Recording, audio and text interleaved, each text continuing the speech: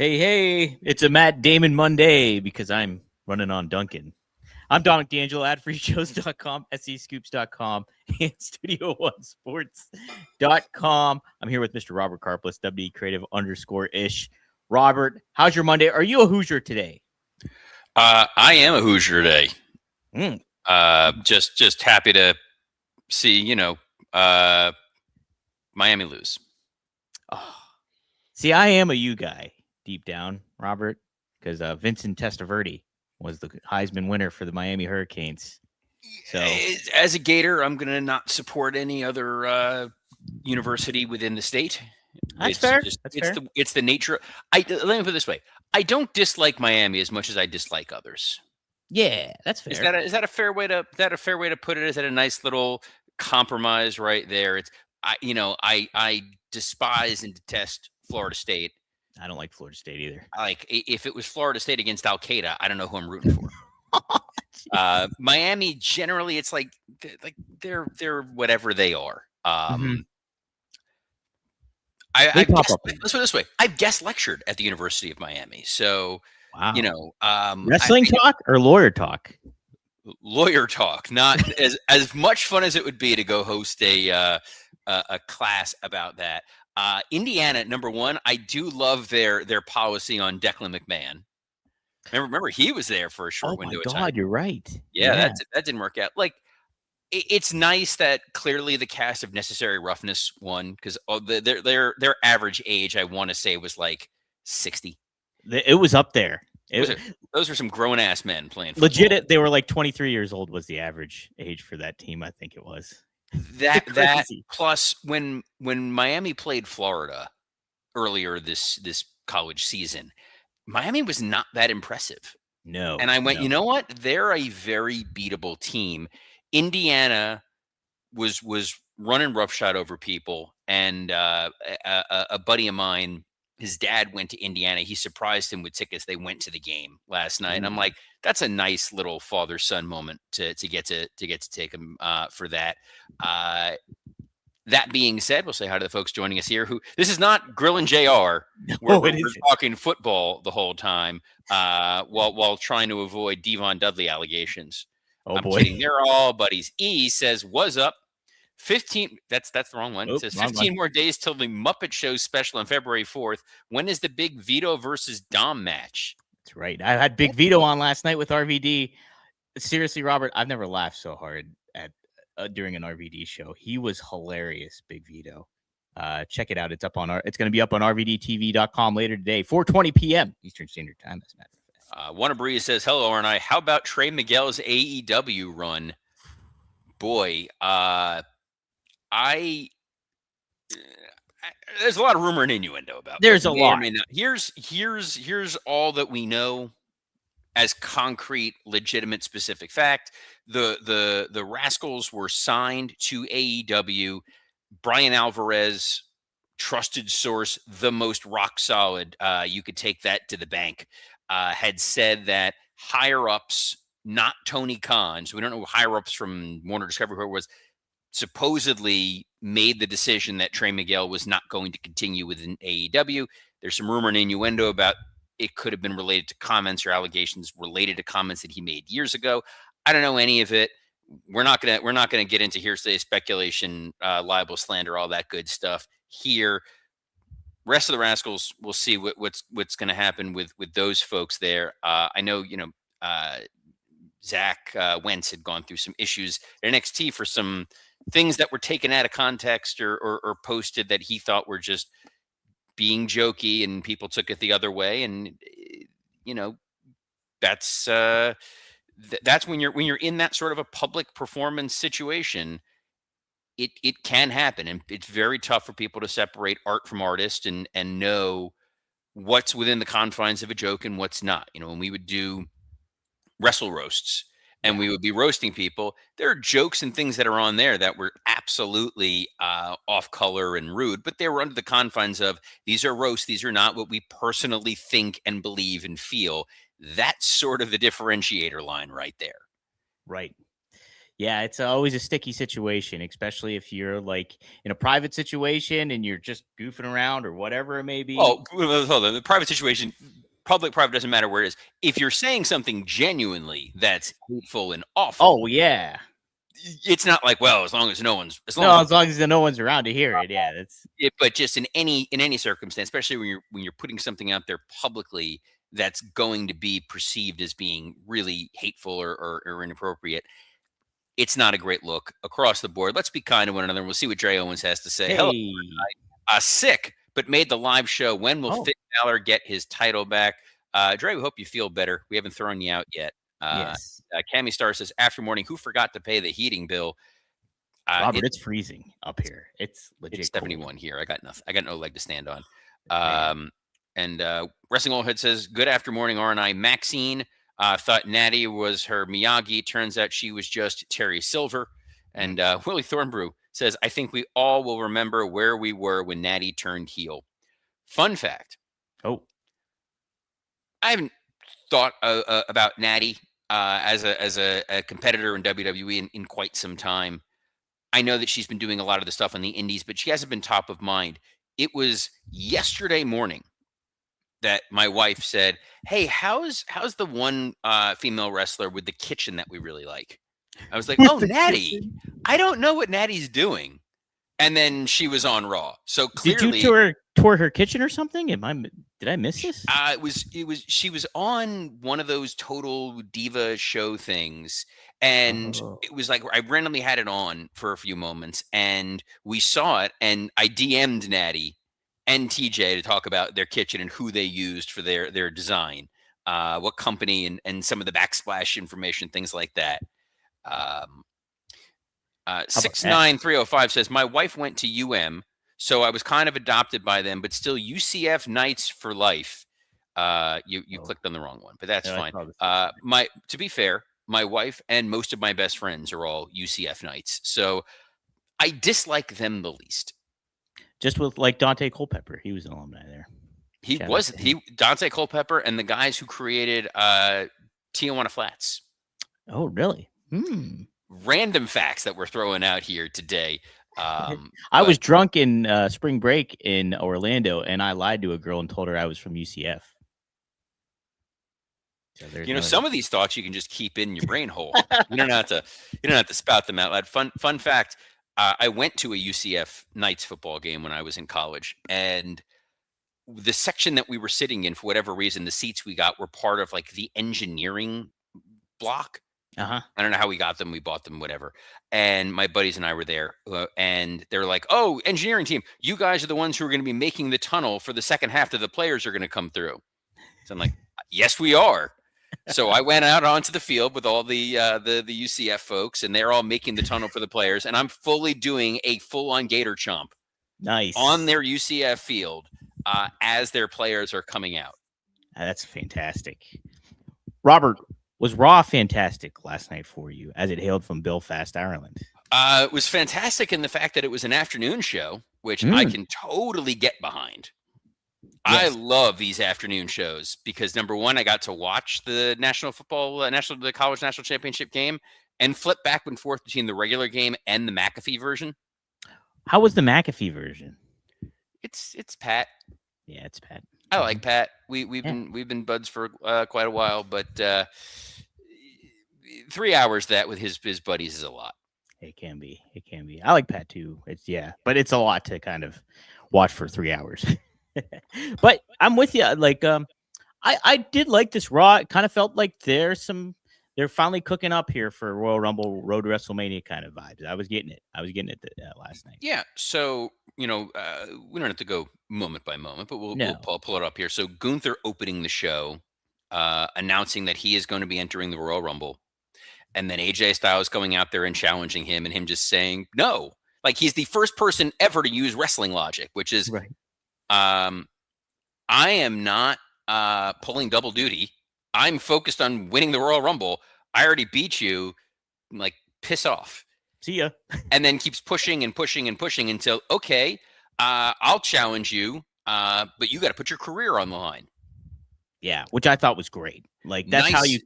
Yeah. that's kind of how you establish Gunther as this kind of world beater that we've been missing. I think you make him put AJ's career on the line, put the feet to the fire aspect of it all, and it just speaks more so of Gunther being goofy and like Milos goofy, and more like him just being confident. So, and I like how they kind of set that tone last night with him. By the way, I would absolutely have Gunther win, retire AJ Styles, win the Royal Rumble, and be the #1 heel in the company going into WrestleMania. I don't think there's anything wrong with that, to be honest. Screw it, dude. Let's see what happens, man.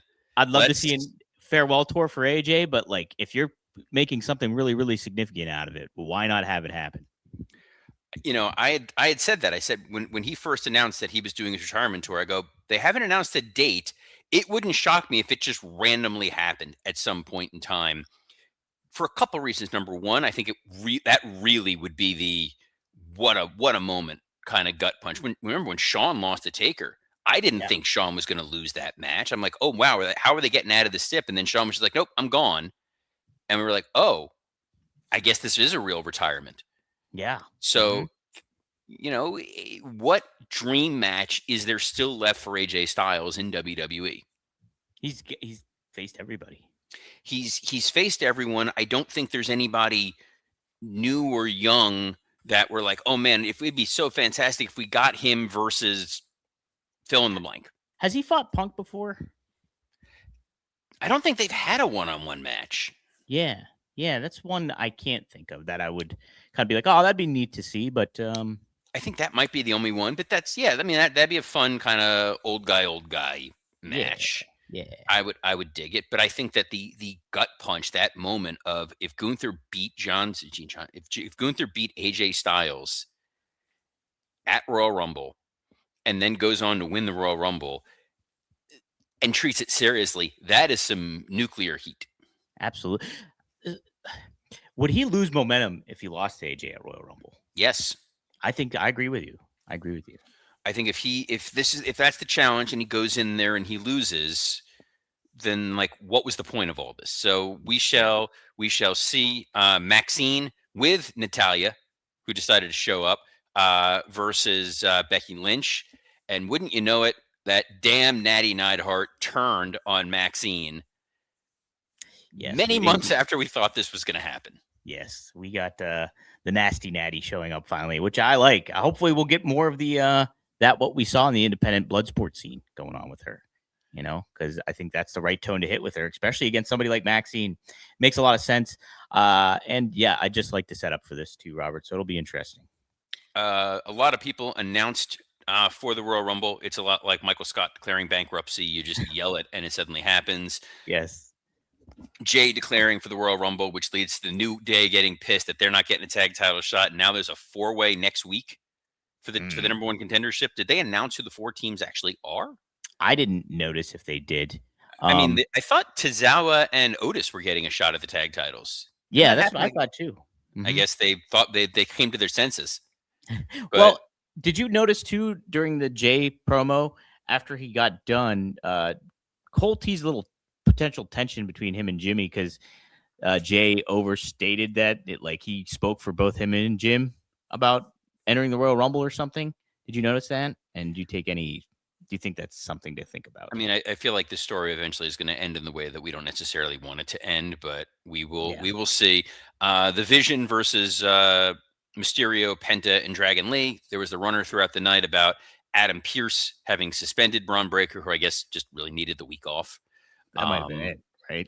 And yeah, the Pierce is kind of fun in this role, and the brass knuckles coming into play, and Pierce accidentally dropping them and then being used, and you beat I don't love beating the Vision, but I don't either.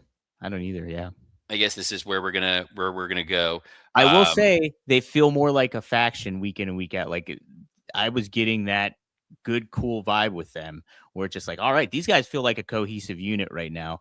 I love the confrontation between Heyman and Pierce in the back with the Vision behind him, and Logan Paul's just standing there taking pictures of us with his phone and like just staring down Pierce.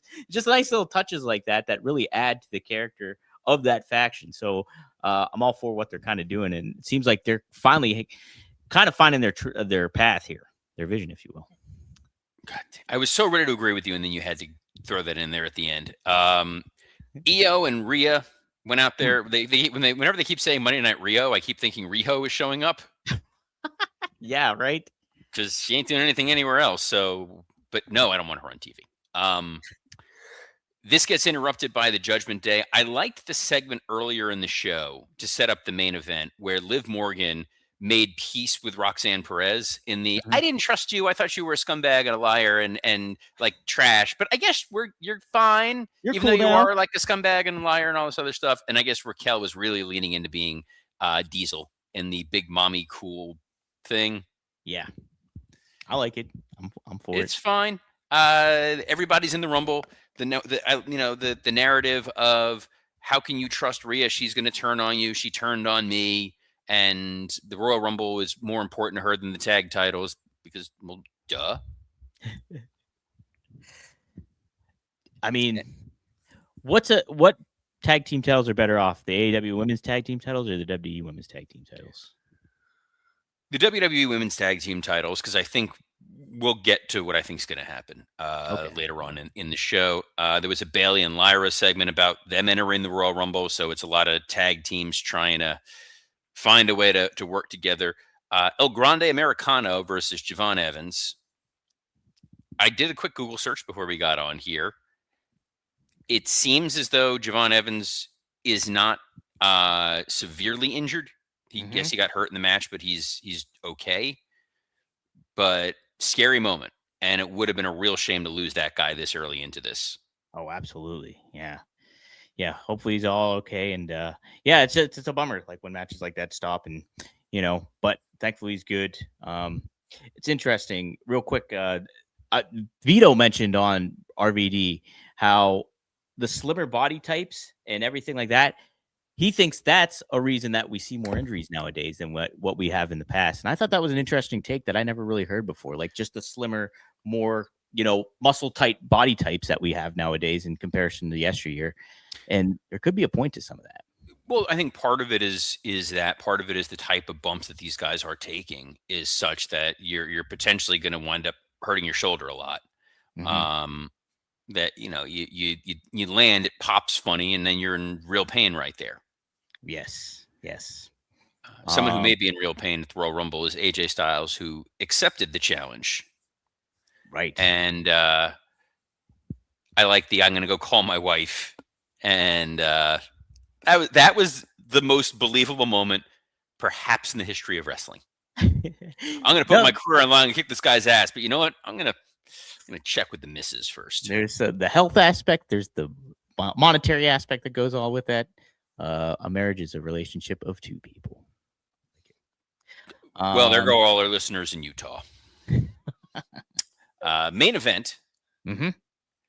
CM Punk, Finn Balor. Dom, did you enjoy this match? I love this match. Probably my favorite match of the year so far. I know we're early on, but definitely my favorite match of the year. How about you? A guy who looks suspiciously like me 1 week ago predicted what I thought was going to happen. And all the pieces seem to line up point by point. That Liv Morgan was going to be directing her and Roxanne going for the tag titles, Raquel going after the women's world title, Dom has the Intercontinental title. The only guy who's not going to ultimately have a title is Finn Balor, and they're going to start questioning his loyalty.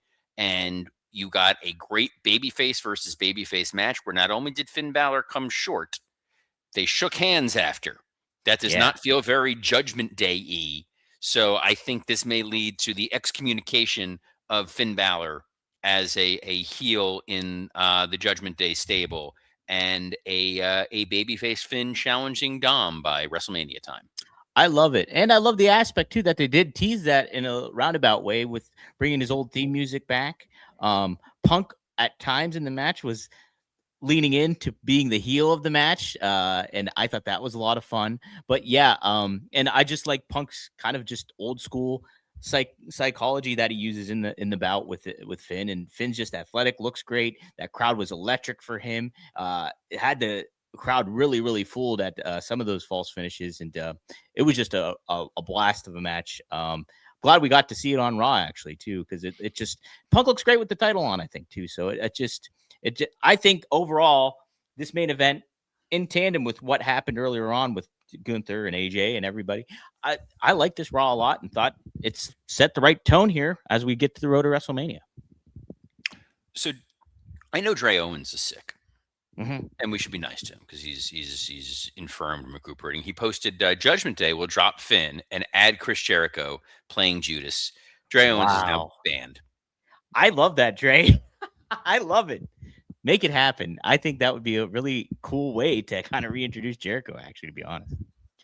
Because we teased him maybe with thinking maybe Logan Paul and stuff like that earlier on. This is like how the direction of the vision and where that's going. If you bring Jericho into the Judgment Day, it would be a neat little sidetrack for that faction and kind of like a reinvention for that faction too. I will. I guess we'll. Well, I guess we'll see. Or Jericho shows up, first match in, Gunther retires him.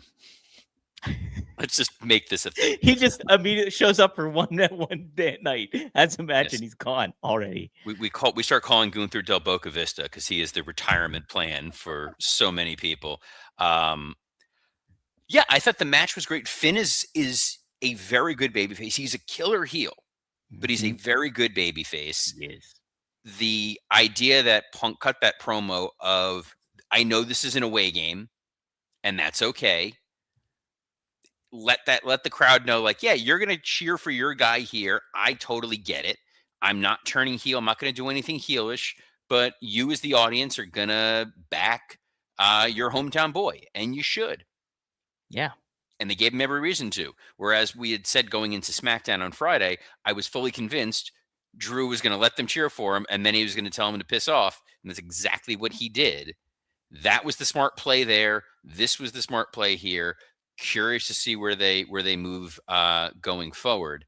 Dre Owens, trying to redeem himself, says Hobbs is going to the New Day after they kick out Waller. I don't know if I'd like Hobbs in the New Day, to be honest. I don't think I would.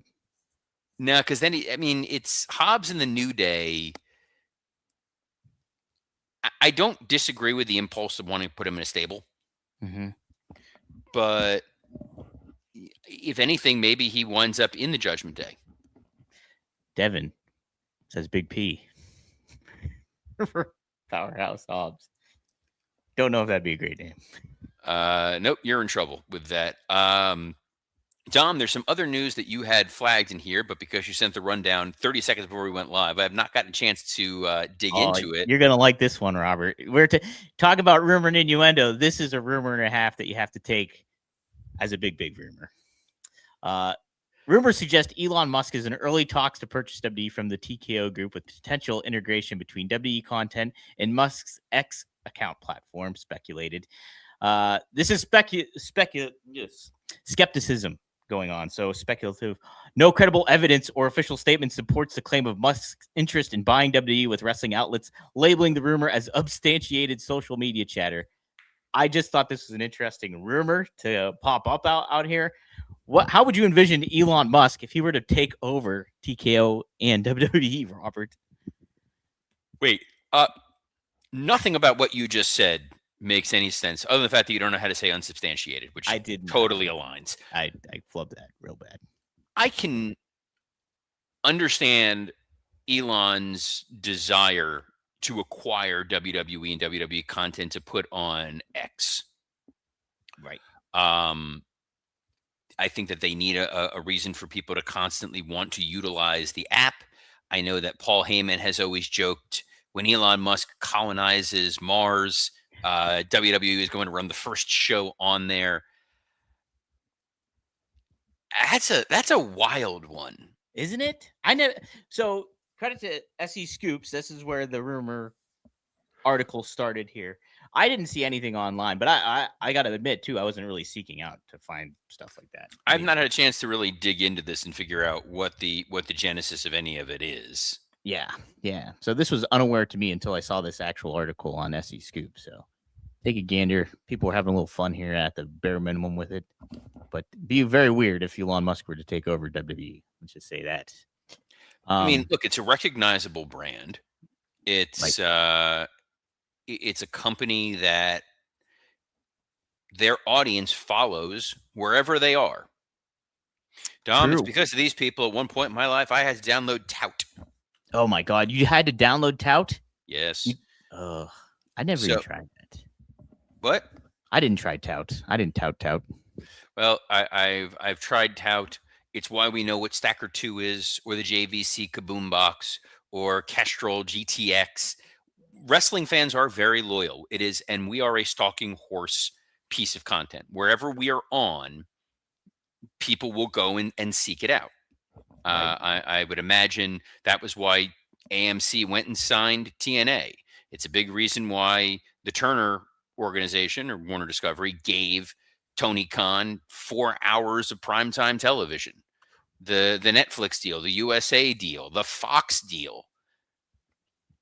It doesn't totally strain credibility that someone like Elon Musk would say, well, I want to draw eyeballs to my platform. These are guys who draw eyeballs. And it's going to be cheaper than the NFL or Major League Baseball. If you go and read the ESPN book, those guys have all the fun.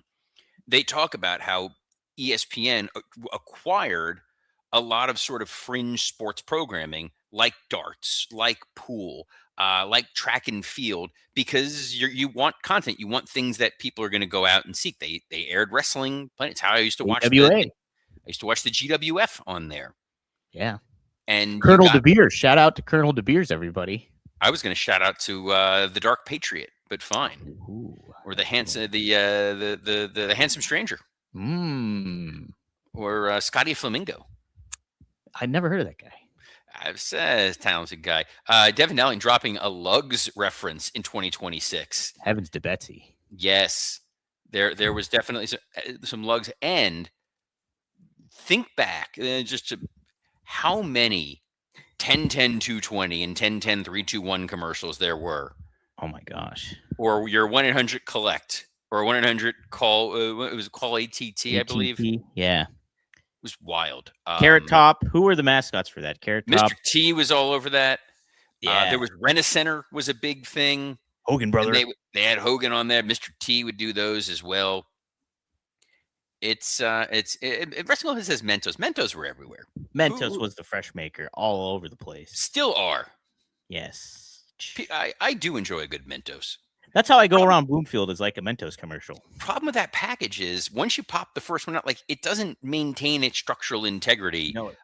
And you wind up getting lint in the pack. Like, you can't really put a lid on it. But we're gonna put a lid on this episode here today. Wrestling Hood says the Mentos song is forever in my head. See, for me, all I think of is the Foo Fighters. Why the Foo Fighters? Wait, what am I missing on that one? Really? Went over my head. We're gonna have to talk off air about this. Yes, the Foo Fighters music video. Nope, sorry, I missed it. I'm gonna have to send this to you right now. Everlong. It's a good tune. I just never seen the music video. No, it wasn't Everlong. It was Big Me. Oh, okay. Who said Everlong? No, Everlong, beautiful song, by the way. Song that I wanted to use for my first dance, my wedding, and that got quickly vetoed. It's a fun song, but it's tough to dance to. It's great for a video montage. Yeah. But no, it was Big Me, and then people would pelt the Foo Fighters with Mentos. Oh, interesting. They were not fans. But Dom will watch it between now and tomorrow, and we'll talk about it tomorrow, as we do every Monday through Friday at noon Eastern on a plethora of platforms, including WWCreative_ISH X account, the @SEScoops X account, the @Dominic D'Angelo X account, and on YouTube on Rumor and Innuendo, Podcast Heat, and ad-free shows. What a dynamite episode this was, and tomorrow will be a dynamite preview. So on behalf of the most haberdashered co-host in all of wrestling podcasting, Mr. Dominic D'Angelo, I'm Robert Karpolis. Best of luck in your future endeavors. The Ayatollah of Del Boca Vista. Shh.